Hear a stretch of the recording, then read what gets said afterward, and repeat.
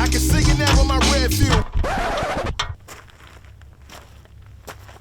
My name's Lance. This is my Top Hat Low Pro 140 dump trailer. I guess I'm going to do a review after owning it for about 4 months.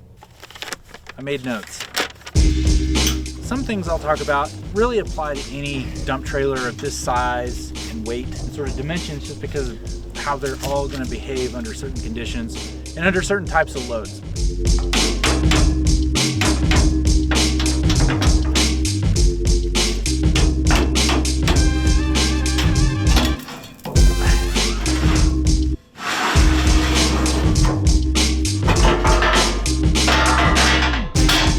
I bought this trailer because I had two very distinct needs. One was I needed to be able to move this skid steer loader, and the other was I was working on a reno project and we just constantly generated like scrap wood and trash and whatnot that needed to go to the dump.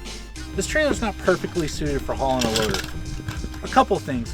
One, when you go to load it, even with a dual wheel F350, it still wants to lift up the back of the truck. It's such a short lever with all that weight on the back that you have to block up the back. There are models out there that are a little more expensive, but they come with sort of integrated jacks in the back of the trailer to support it when you're loading or unloading heavy equipment like this. It'd be a nice feature, but ultimately this isn't the only thing I use it for, so occasionally having to get out and stack up blocks is not the end of the world for me.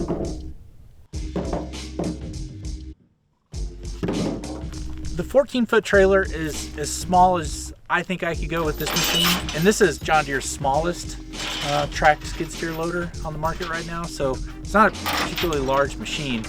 It's also not the smallest skid steer, so smaller skid steers might get a little better. I think if I routinely hauled this with implements, maybe an auger or whatnot, a 16-foot trailer really would work nicely. However, a trailer of only 14 feet is really nice negotiating neighborhoods.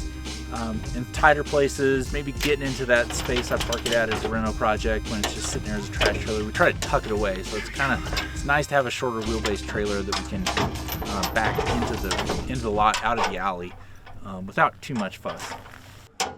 The other thing about the length of the trailer is that I actually feel like there's too much weight on the tongue of the truck. Now this truck is going to handle that weight just fine, but I'm essentially as far aft as I can go and still be able to get a chain through the D-rings to chain this loader down. If I bought this trailer solely to transport a loader around, or I did that daily with it, I'd be pretty psyched to have the 16-foot trailer. It's going to tow a little more smoothly. It's going to allow more options for me to adjust the weight distribution in that trailer. 1, 2, 3, 4. This trailer has 7,000-pound axles and thus is equipped with Load Range E 10-ply tires. You may notice in some of the shots that there's not a spare tire. That's misleading because there is a spare tire. It's just it's on the trailer because one of the tires is already separated. Now I do regularly load this trailer pretty heavily. This loader weighs about 9,000 pounds. You know, on a weekly or every other day sort of basis, oftentimes we're hauling 12,000 pounds of stone with it. That's a lot of weight.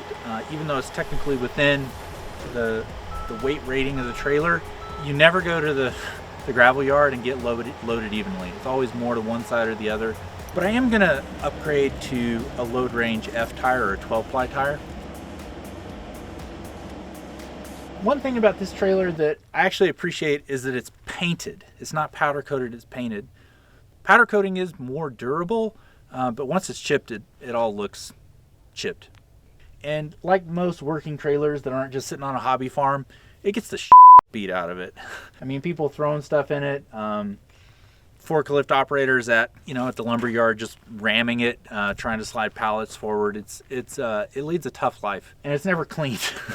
So I don't see the scratches. As long as there's enough paint on it to essentially protect the structure from rust, I'm happy.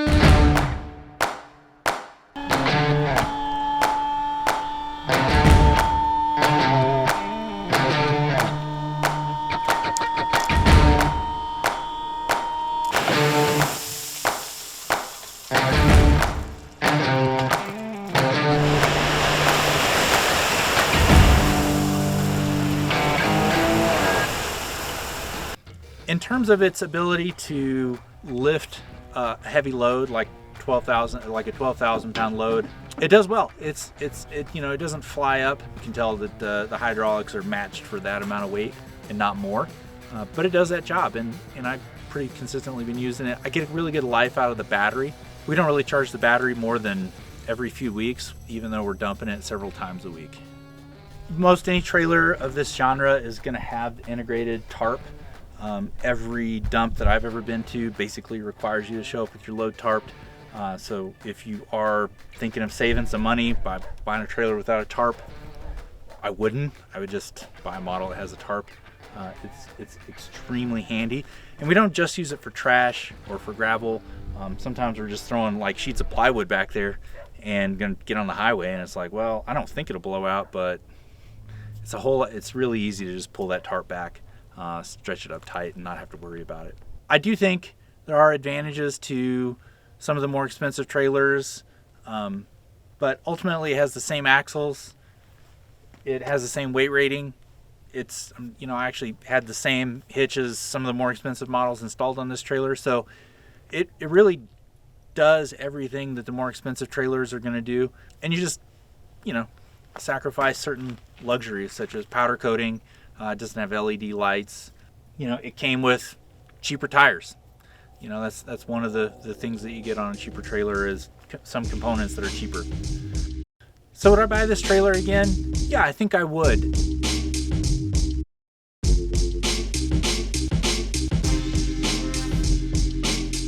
Brown egg honor shack. Let's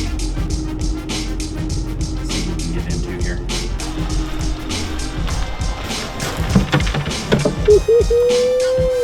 What do we got here? Oh yeah.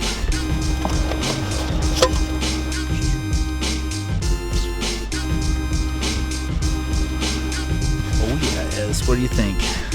Eggs from the honor box? Always.